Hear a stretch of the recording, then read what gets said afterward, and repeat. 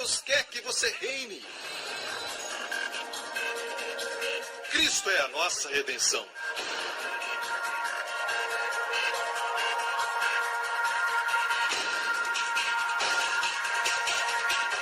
Deus é justo e faz o pecador justo.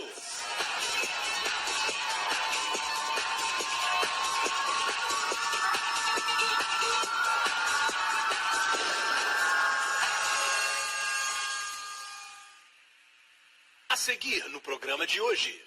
Você não se importa em ser honesto sobre suas falhas, seus pecados, com a sua esposa, um com o outro, com Deus, quando você sabe que foi perdoado e é amado. Amém? Mas não confessamos para sermos perdoados. Isso leva à escravidão. Nós confessamos porque somos perdoados.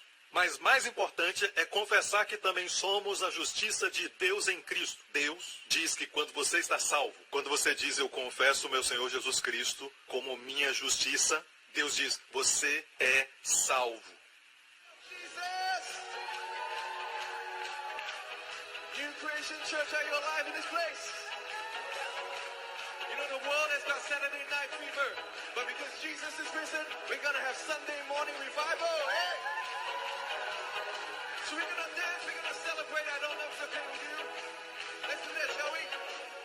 Come on.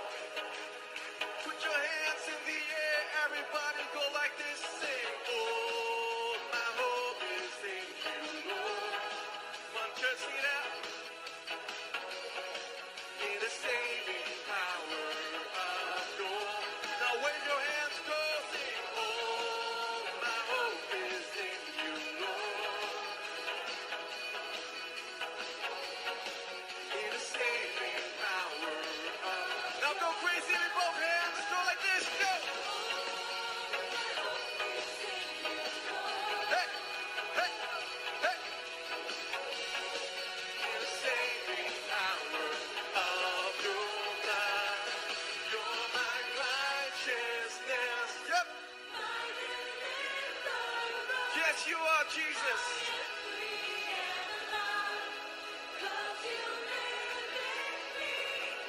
I will shout unto you, my King. You're my Jesus. In you I live. You're my righteousness, my deliverer. I am free and alive, 'cause you live in me. Lord, I will shout my praise unto you, my King. You're my Jesus, in you I live. You're my Jesus, in you I live. You're my Jesus. You're my Jesus, in you I live. Because Jesus you live, we live as well. Hoje com o pastor Joseph Prince. Você se lembra da mensagem que compartilhei 2 anos atrás sobre contar os nossos dias e como parece que existe uma certa discrepância na história no livro de Atos, quando Paulo estava pregando e ele mencionou o número de anos que Israel estava debaixo dos juízes depois que entraram na terra. Eles entraram na terra, depois vieram os juízes. Esse período, muitos eruditos dizem que quando comparado ao número real de anos, muitos anos estão faltando. Mas estudando com muito cuidado, você vai descobrir que todos os anos que estão faltando foram os anos que são mencionados no livro de Juízes, quando eles rebelaram contra Deus, adoraram ídolos. Por exemplo, diz que eles foram ao cativeiro por 18 anos. Cativos por um certo povo e depois 7 anos para outro povo. E se contar todos os anos de cativeiro e subtrair dos anos do livro de Atos, esses são os dias que Paulo estava falando. Quer dizer que Deus não enumera os dias perdidos. Você me ouve? Foram desperdiçados. Quando Deus conta os dias que você ficou ocupado com Cristo, esses dias, sabe, são os dias que você não desperdiçou. Às vezes eu não entendo os dias, e eu quero te dizer que parece que às vezes alguns dias são mais longos, e outras vezes, antes de perceber, o dia acabou. Mas todo mundo tem 24 horas. É algo que todos nós devemos pensar e nos assegurarmos que de agora em diante façamos cada dia valer. Amém? Há um tempo atrás você era uma criança. E agora olha para trás e diz como o tempo voou. E você então pensa, oh meu Deus, agora eu estou nos meus 60. Estou nos meus 50. Estou nos meus 40. E é lógico, sempre muda quando você tem 20 e pensa que 30 é velho. E quando tem 30, você diz que 40 é velho. Certo? Mas, amigos, contem os seus dias. Amém? Não pense que você tem todo o tempo, porque quando acabar o dia, acabou o dia. Mas, pastor, a Bíblia diz que Deus restaura os dias. Não, não fala isso. Fala que Deus restaura anos. Ou seja, o que Deus faz, Ele pega os anos que você perdeu, certo? E restaura a qualidade deles. Mas os dias perdidos foram perdidos. Nunca voltarão. Se você decidir não ter filhos, e mais tarde muda de ideia e você está com 40 anos, e finalmente você tem um filho, e depois deseja ter outro filho, esses dias já eram, falando naturalmente. Aqueles que não querem casar, ou aqueles que querem casar, mas não querem ter filhos, certo? Assegure-se que é isso que realmente você quer, ou, meu conselho, mesmo não querendo, confie em mim. É muito bom ter filhos quando você é novo. Amém? Um dia desse eu saí com a minha filha, só eu e ela, e olhei para ela e disse, estou com inveja de você. Você está saindo com um cara tão bacana, sabe? E tivemos um tempo de qualidade, num restaurante, só eu e ela. E muitas pessoas olhavam para ela dizendo, o que ela está fazendo com esse garotão, sabe? Mas é muito bom ter filhos quando você é jovem. E pais, continuem encorajando-os, amém? E Deus tem os seus caminhos. E se não tem o desejo, estão casados há 3, 4, 5 anos e não tem o desejo, ore para que Deus coloque o desejo. É Deus que trabalha em nós tanto a vontade e o efetuar segundo o seu querer. Amém? Na semana passada nós falamos sobre o que quer dizer quando nós falamos Jesus é meu Senhor. Encontramos em Romanos 10, verso 9 e 10, que se confessarmos com a nossa boca que Jesus é o Senhor e crer no coração que Deus o ressuscitou dentre os mortos, você será salvo. Amém? E nós vimos que a palavra salvo, o uso principal, por ambos, teia e vain, eruditos do grego, o primeiro uso não é para salvação, salvo aqui, certo? E vai para o céu quando morrer. Faz parte, mas não é o uso principal. O uso principal é livramento temporário de perigo e destruição. Amém? Seja doença ou seja uma tragédia ou coisa assim, Deus diz que quando você está salvo, quando você diz eu confesso o meu Senhor Jesus Cristo como minha justiça, Deus diz, você é salvo. Você tem livramento nessa vida. Então, para todos os meus amigos evangélicos, se formos honestos, certo? Cura é parte do evangelho de Jesus Cristo. E se você disser que não existem bênçãos para esta vida, e todos que ensinam que existem bênçãos para essa vida, são da teologia da prosperidade, eu quero discordar, porque até mesmo W.E. Vine e Thayer, ambos eruditos do grego, eles dizem que o uso principal é sempre para cura e livramento nessa vida, de ataques do inimigo, amém? E então nós vimos em Filipenses capítulo 2, que ao nome de Jesus, todo joelho se dobrará, toda língua confessará que Jesus Cristo é o Senhor para a glória de Deus Pai. E aqui de novo, a confissão de que Jesus Cristo é Senhor. O que quer dizer? Como em Romanos 10, o que quer dizer? Quer dizer que Jesus é a minha justiça. E nós estabelecemos isso, mostrando para você, porque nós estamos continuando isso hoje, estabelecemos isso mostrando para você a referência que o apóstolo Paulo citou. Então vamos olhar a referência em Isaías. Deus está falando e dizendo, por mim mesmo tenho jurado. Este é o maior voto, amigos. Não há nenhum juramento maior do que este. Porque Deus está jurando por Ele mesmo. Amém? O homem pode cantar e jurar. Eu juro pela lua, porque a lua e as estrelas estão acima. Mas quando Deus jura, por quem ele jura? Por ele mesmo. Não existe ninguém acima. Então o maior juramento: já saiu da minha boca a palavra de justiça, não tornará atrás, que diante de mim se dobrará todo joelho. E por mim jurará toda língua. E o apóstolo Paulo citou essa passagem. Em Filipenses ele diz: todo joelho se dobrará, toda língua confessará que Jesus é o Senhor. Mas olha o contexto aqui, no próximo verso: de mim se dirá. Nós falaremos isso.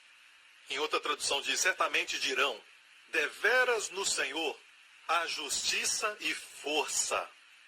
Agora, as pessoas começam a dizer: pastor, o senhor está encorajando as pessoas a citar eu sou a justiça de Deus, ou confessar eu sou a justiça de Deus em Cristo. Enquanto você está em pecado, confessa eu sou a justiça de Deus em Cristo.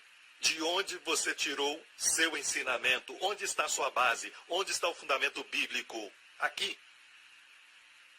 Isaías, o profeta, viu o futuro, amém? Tendo vivido 600 anos antes de Jesus nascer. Ele viu depois de Cristo, mesmo 2000 anos depois de Cristo, ele viu a geração de pessoas que diriam: no Senhor há justiça e força. No Senhor, porque em mim mesmo não há nada de bom, não na minha carne, ok? Mas no Senhor eu tenho justiça e força. Posso ouvir um amém? E essa força, a definição do hebraico, a definição principal para força, é sempre força física, não força espiritual. Quando usada para o homem, é sempre e é sempre usada para a força física, e foi usada por Moisés primeiro. No Mar Vermelho, ele disse: o Senhor é minha força e minha canção. E é por isso que ele viveu 120 anos. E a sua força não se abateu. Seus olhos não escureceram. Você gostaria de ter isso? Amém? Mesmo no meio do seu cativeiro, confesse: eu sou a justiça de Deus em Cristo. Amém? Eu quero compartilhar algo aqui que chegou agora e é de um irmão das Filipinas. Ele diz o seguinte: eu fiquei viciado em apostar em corridas de cavalos na idade de 9, falando de crianças. Corrida de cavalo com 9 anos. Pastor, isso não é nada. Eu comecei com 5 anos. E eu me tornei um viciado em apostas. E eu roubava dinheiro dos meus pais e da minha irmã para alimentar o vício. Eu também era viciado em pornografia.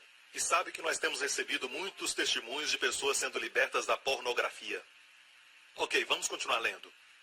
E para vocês que estão pensando confessar isso em vez de confessar os seus pecados, eu creio confessar os pecados. E no meu novo livro, Revolução da Graça, nós dedicamos um capítulo e eu explico de forma teológica para um homem leigo entender como essa passagem, comparada ao capítulo 2, onde diz: filhinhos, eu vos escrevo porque os seus pecados são perdoados. E no capítulo 1 diz: se confessarmos, ele é fiel e justo para perdoar. E no capítulo 2 diz: você está perdoado. E no capítulo 1 diz: se você confessar, você vai ser perdoado. Parece uma contradição, a menos que os dois foram escritos para grupos diferentes. Também explicamos que somente o capítulo 1 foi escrito para os agnósticos entre os cristãos, não o livro de 1 João todo. Eu não vou falar sobre isso de novo. Não estou aqui promovendo o meu livro. Meu livro vai ser uma bênção de qualquer forma. Eu disse ser uma bênção e não abençoado. Certo? Vai ser uma bênção e você vai ser abençoado. Glória a Deus. Então, todo o ensinamento de 1 João é basicamente isso.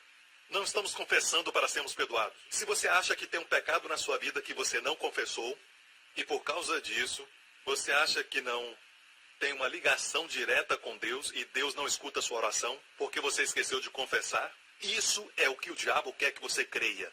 E esse é o resultado desse tipo de ensino.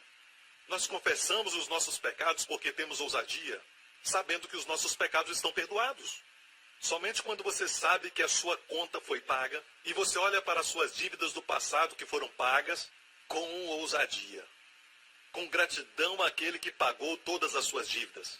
Na verdade, você nem quer abrir o livro da contabilidade até saber que foi pago. E aí você não se importa em olhar o quanto foi pago.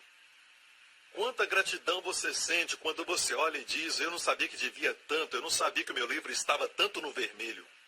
Mas se alguém pagar tudo, você não se importa em abrir os livros. O que eu estou dizendo é que você não se importa em ser honesto sobre suas falhas, seus pecados. com a sua esposa, um com o outro, com Deus, quando você sabe que foi perdoado e é amado. Amém? Mas não confessamos para sermos perdoados. Isso leva à escravidão. Nós confessamos porque somos perdoados. Mas mais importante é confessar que também somos a justiça de Deus em Cristo. Mesmo assistindo pornografia, confessa, eu sou a justiça de Cristo. Mesmo fumando, confesse, eu sou a justiça de Deus em Cristo. Mesmo no meio da sua vergonha, do que você está fazendo. Se tão somente abrir a sua boca e dizer, eu sou a justiça de Deus em Cristo, agora mesmo eu sou, algo vai acontecer. O poder de reinar será liberado na sua vida. Vamos ler a história outra vez. Ele estava viciado em pornografia e apostas. Eu maltratava a minha esposa e esse vício continuava mesmo depois de casado e ter filhos. Eu tratava minha esposa e filhos com grosseria e gritava com eles sem nenhuma razão.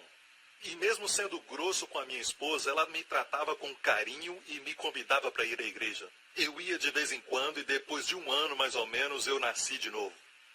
A igreja que eu frequentava pregava uma mensagem misturada de lei e graça. Este homem é das Filipinas. E eu acho que ele está se referindo à igreja lá, mas existem igrejas em todo lugar com este problema de misturar a lei e a graça, pregando uma mensagem misturada. Hoje, eles falam sobre como Jesus pode salvar. Amanhã, você pode perder. Amigos, Jesus disse, eu dei a eles vida eterna. Se vida eterna não é vida eterna, porque pode ser perdida, então não é vida eterna. Não vamos fazer jogo de palavras. Amém? Ele não disse, eu dou uma vida temporária. Cuide dela. Ele também não disse, eu dou a vida eterna e disse, agora é contigo se você vai chegar ao céu ou não. Ele não disse isso. Ele disse, eu dou a vida eterna e eles nunca perecerão. Amém? Eu creio no Senhor. E ele disse que não tinha nenhuma certeza. Eu não tinha certeza da salvação comprada por Jesus Cristo para mim e não tinha um relacionamento firme com Deus. Esse é o resultado de crer que só quando você confessa você é perdoado, você nunca vai ter um relacionamento firme. Porque confessa e tem comunhão. Você sente que pecou, esqueceu de confessar, está fora de comunhão. Até confessar, então você volta à comunhão. Eu aceitei tudo que a igreja ensinava, crendo que eu estava recebendo a verdade. Eu fui ensinado a examinar meu coração por pecados não confessados, especialmente antes de dormir. Quem já fez isso? Só alguns poucos. Mentira é pecado? Então é melhor acreditar em confessar os pecados, ok? Mais uma vez, quem já fez isso? Já fez isso antes. Agora você foi iluminado. Ok? Você já chegou no estado de utopia. Mas o fato é, uma certa vez nós acreditávamos nisso. Amém? Eu acreditava nisso fortemente. Você está olhando para uma pessoa que acreditava fortemente em 1 João 1,9 e eu me tornei um escravo. Eu não podia entender por que cristãos não confessavam seus pecados mais. Eu era um adolescente e eu fui selecionado para o exército, para o nosso treinamento, 3 meses de treinamento, e eu me lembro que era difícil correndo de um lado para o outro, tocando em árvores por nenhuma razão, e então correndo de volta. Amém? E um cara gritando e xingando meu pai e minha mãe sem nenhuma razão, e usando palavrões, e eu não podia entender o porquê. E eu não entendia o porquê que ele estava tão nervoso comigo, eu não entendia isso, sabe? E ele gritava e xingava, e você começa a ficar nervoso e começa a ter maus pensamentos contra os oficiais e começa a pensar mal dos instrutores. E eu pensei, esses pensamentos são de ódio, eu preciso confessar, mas é difícil confessar quando você está correndo. E ofegando. Amém? Mas ainda fazia o meu melhor, e eu fazia assim, eu confesso meu pecado de ódio contra aquele homem. Porque eu precisava consertar minha vida com Deus, especialmente no exército. Em treinamento básico militar, você não pode perder a presença de Deus ou então perder o seu favor. Amém? Você quer ter o seu favor todo o tempo. E uma noite eu escutei no meu acampamento, eles estavam falando e eu pude ouvir que eles estavam falando de mim. Eles falavam, ele é muito estranho, não é? Por que ele vive sempre sussurrando? E alguém disse, eu acho que é a sua religião. E aí eu pude me ver como os outros me viam. Isso não é uma vida cristã vitoriosa, isso não é alegria, não é a paz que excede todo o entendimento. Acho que sou estranho, sussurrando para mim mesmo. E agora estão até falando de mim. não falavam, estão vendo sua face radiante? Você vê como, quando estamos na sua presença, nos sentimos bem. Não era esse testemunho, mas, cara, estranho. Me lembro de jogar bola, futebol. Então, eu era o goleiro, sempre pegava no gol. Um dia o pastor Denis estava jogando, ele me viu jogando como goleiro, e ele chutou a bola com tanta força que deslocou o meu pulso por 1 ano. E desde então eu falo para ele que ele tem que fazer tudo agora por mim. Então, isso é a graça ou vergonha? Eu me lembro da bola entrando porque eu estava confessando os meus pecados. E os meus amigos gritaram: "O que você está fazendo?" Eu abaixava minha mão. E a bola entrou e eu nem vi que a bola entrou, porque eu estava confessando meus pecados.